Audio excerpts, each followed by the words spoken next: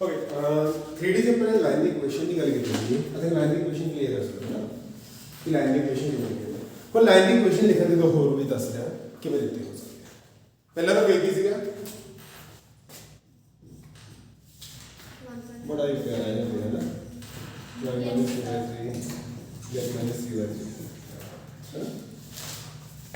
तो कुछ भी लिखो तो मेरी मर्जी मैं कुछ भी लिख देता हूं है ना सो एक की लाइन की इक्वेशन हम कई बार तो देखोगे ना तो ये दिखता होगा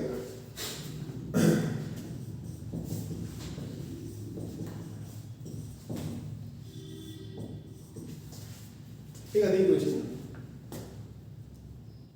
अच्छा कई समय भी देखने को मिलेगा प्लेन एक कट बनी है की कह रहे हैं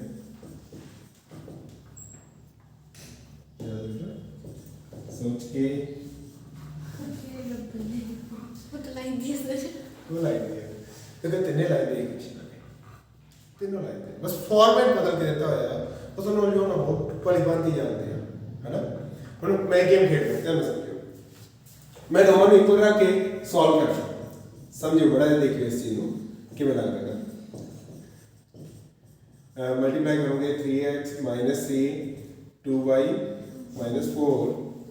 सॉल्व करोगे तो x एंड y की इक्वेशन बन गई ना अगर इन्हें दोनों एक बार कर दी z एंड y बन गई है तो वही लाइन है ਹੁਣ ਇੱਥੇ ਉਹਨੇ ਕੀ ਗੇਮ ਕੀਤੀ ਦੇਖੋ x y z ਤੇ ਨਹੀਂ ਯੂਜ਼ ਕੀਤਾ x ਕਿਤੇ ਡਿਪੈਂਡ ਕਰ ਰਿਹਾ z ਕਿਤੇ ਡਿਪੈਂਡ ਕਰ ਰਿਹਾ अच्छा तो मैं इकट्ठे लिखती हुई थी सब अच्छा से चली थी नहीं they are together अदरवाइज तो हमें लाइन की इक्वेशन है 2D की 3D का प्लेन बन नहीं सकता है अपन सकता अगर 0 कोएफिशिएंट मैं वो सोची थी से x y z then हो गया बट फिर हां then हो गया then we can think okay मैं इसे करूंगी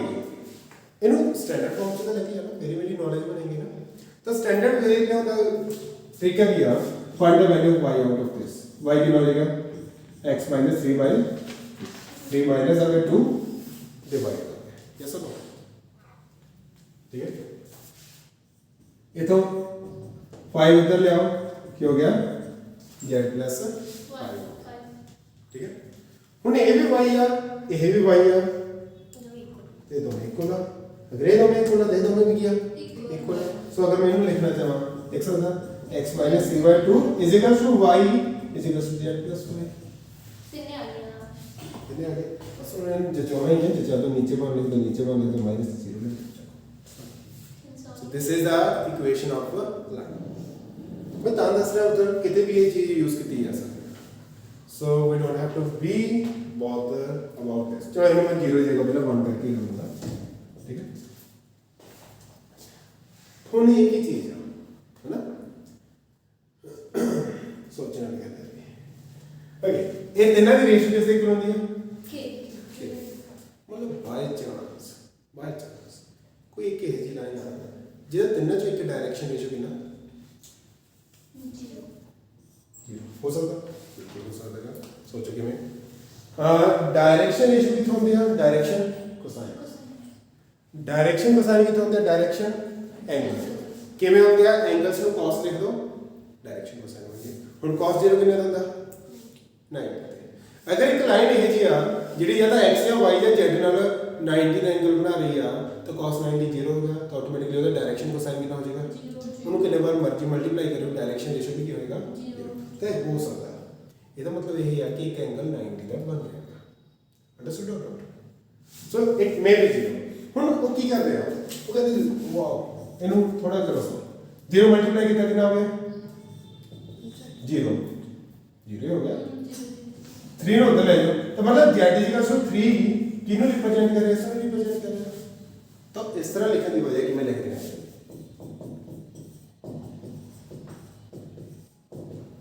आने बोले आई बाकी की लिखना भी z की वैल्यू नहीं है ठीक है जितने होते लिखना पड़ेगा और दिया z - 1/0 यस और ये क्या है की value z - 1 equal to 0 0 into k कर लो ये भी अपने यहाँ 0 मल्टीप्लाई होगा 0 डिवाइड चले आओ इन्हें इक्वल रख दो तो इक्वेशन बन गई so these are the three different ways to write the same equation with the different properties छोटे-छोटे ये प्रॉपर्टीज है जिन्हें करके ये चीज इस तरह लिखी गई अंडरस्टूड और नॉट यस एक और होती है बड़ा प्लेन से पता लगेगा ਜਦੋਂ ਦੋ ਪਲੇਨ ਇੰਟਰਸੈਕਟ ਕਰਦੇ ਆ ਉਹਨਾਂ ਦੇ ਇੰਟਰਸੈਕਸ਼ਨ ਲਾਈਨ ਨੂੰ ਇਕੁਏਸ਼ਨ ਬਣਦਾ ਹੈ ਇਕੁਏਟ ਕਰਨਾ ਤੁਹਾਡੇ ਪੂਰੀ ਮਾਡਲ ਦੇ ਵਿੱਚ ਇੱਕ ਹੀ ਕੁਐਸਚਨ ਹੋ ਜਾਏਗਾ ठीक है से समझ आएगा वो वाला जीरो वाला कुछ भी नहीं है ना अरे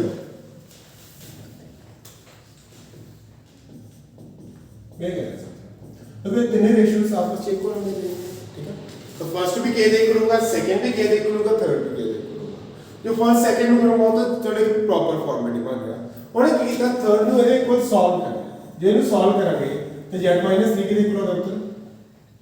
0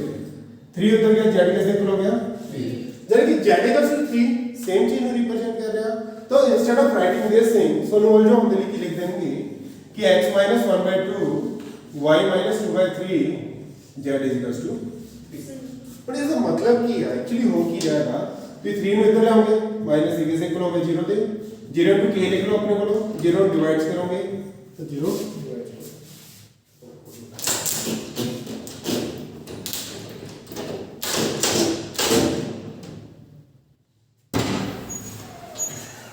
एक बंदा ना ओ यार भला पट कैसे ना सीख सी है कमाल ही कर okay so is that clear so do remember अगर एक z देता है या y देता है उसका मतलब किया उसी डायरेक्शन रेशो किया 0 अंडरस्टूड पक्का